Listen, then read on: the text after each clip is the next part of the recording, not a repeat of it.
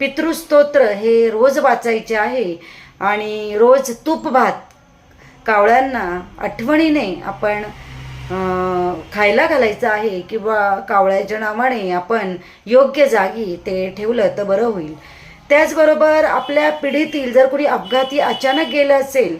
तर अमावास्येच्या दिवशी आपल्याला काय करायचं आहे तर दत्त मंदिरात जायचं, दत्ताच्या पायाजवळ एक नारळ वाहायचं, 3दा त्र्यंबकम म्हणायचं आणि आपल्या अचानक गेलेले जे पूर्वज आहेत त्यांच्या मोक्षप्राप्तीसाठी प्रार्थना करायची आहे आणि पितृऋणातून आम्हाला मुक्त होऊ दे अशी ही प्रार्थना आपण महादेवाला करायची आहे. त्याचबरोबर आपल्याला दूध, काळे तीळ आणि पाणी हे एकत्र करून आपण रोज या 15 दिवसात रोज पिंपळाला हे जर पाणी तुम्ही वाहिलं आणि प्रार्थना केली तर नक्कीच